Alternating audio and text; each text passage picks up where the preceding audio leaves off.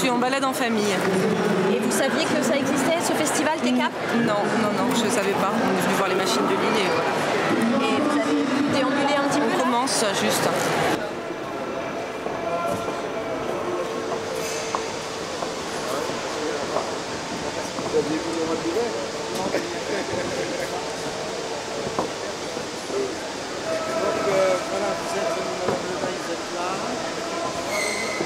Sur les questions de jeunesse, d'emploi, d'accessibilité, mais aussi d'accompagnement médico-social. De façon plus concrète, il y a déjà des mesures qui ont été... Pourquoi le pirate? C'est le symbole de TCAP, parce que le pirate, même s'il a une jambe de bois, ou s'il a une main en crochet, ou s'il lui manque un œil, eh ben le pirate, il est toujours là, tous les jours.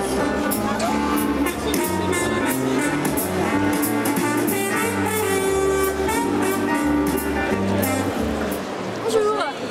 Ça va et vous? Ouais. Bonjour. Bonjour. Bonjour. Pourquoi est-ce que vous êtes ici? En fait, je venais voir pour l'éléphant en fait, à l'origine. Et j'ai vu ce rassemblement, je suis passé ici, tout simplement. Mon fils est autiste, oui, donc du coup je suis concerné par le handicap au quotidien, on va dire, mais globalement, oui, ça m'intéresse de savoir ce qui peut se faire, ce qui existe en termes d'associations sur Nantes. Qu'est-ce qui vous a interpellé? Le monde. Ouais.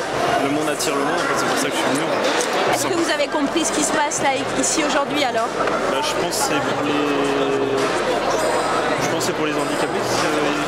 Il y a un événement pour les handicapés, je pense que c'est un rassemblement pour ça. Ouais. Comme un genre de téléthon peut-être, je sais pas trop. Il a quel âge votre fils? Il a 4 ans. Alors expliquez-moi un petit peu quelle est la curiosité qui guide la vos pas dans ce festival. Vous êtes en recherche de quel type de choses? D'une part, du loisir, beaucoup déjà, parce que ça a l'air quand même assez festif, donc du coup, et puis voir ce qui existe comme association, et voir par exemple, j'ai vu qu'il y avait des tambours qui étaient ouverts à tout le monde, et donc du coup ça pourrait être quelque chose d'intéressant pour nous, effectivement, à plus ou moins long terme.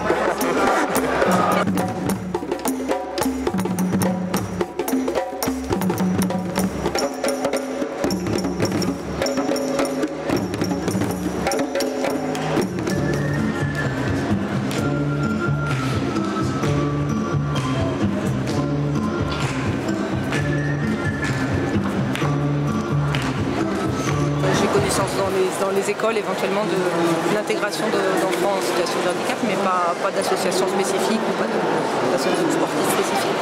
Dans les colonies de vacances, les centres aérés, tout ça, vous connaissez? Non.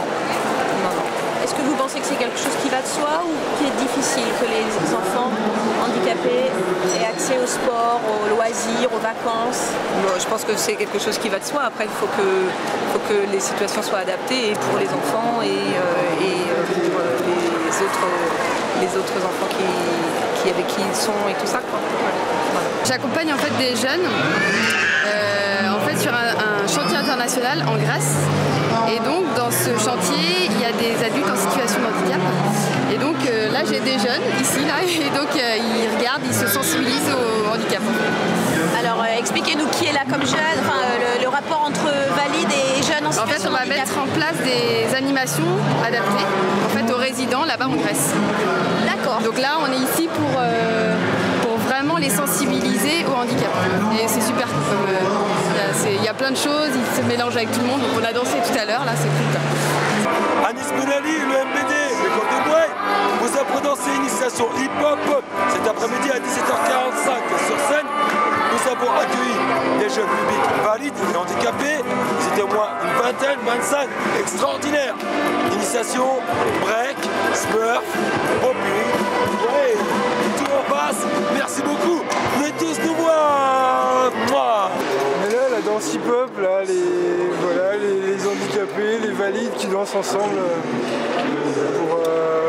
comme ça, sans aucune comment dire, on s'en fout quoi,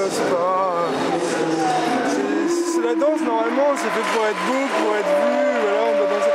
Là il y a des handicapés qui dansent, des valides, tout le monde, voilà, c'est du partage, c'est chouette.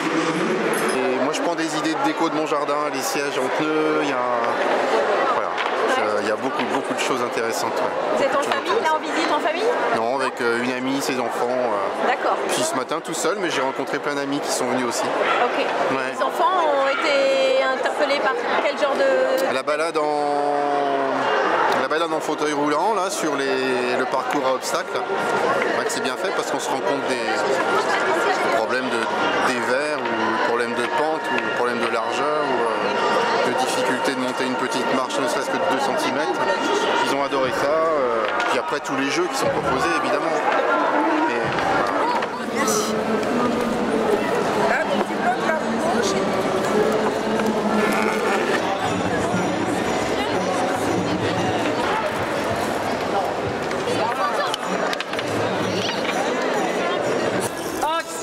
Déclenche quand tu veux, tu maîtrises plus. Est-ce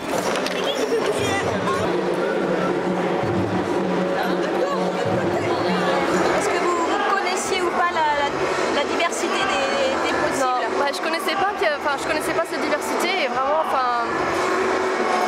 tout est adapté à chaque handicap. Pour les aveugles, le ballon, ils ont mis des petites billes dedans. Pour les handicapés, physiques légers, ou les autistes, par exemple aussi pour l'association Auréa, personnes qui ont un problème de communication, qui sont pas à l'aise, du coup le basking qui se passait à côté là-bas tout à l'heure, au lieu d'être en contact avec directement les autres sur le terrain de basket, ils sont juste à prendre le ballon, on leur donne en fait, du coup ils sont impliqués là-dedans, et eux ils font le panier, donc du coup ils se sentent valorisés, et du coup c'est intéressant parce que ça s'adapte vraiment au handicap de chacun.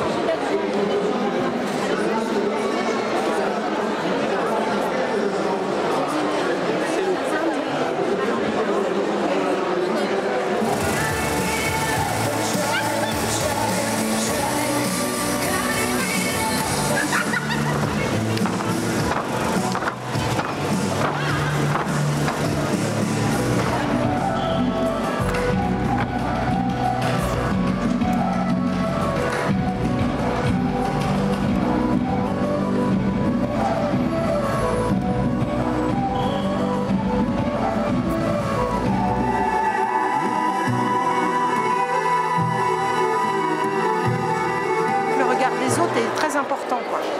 Et c'est ce regard-là qu'il faut changer surtout. Cloisonner, justement, ouvrir comme c'est le cas ici, investir l'espace public aussi.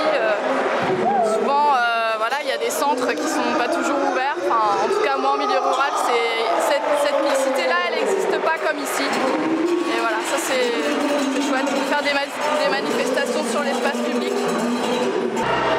Je dirais qu'il faudra avoir un petit peu plus conscience des difficultés de la personne entre guillemets différente, pour lui faciliter la vie de tous les jours.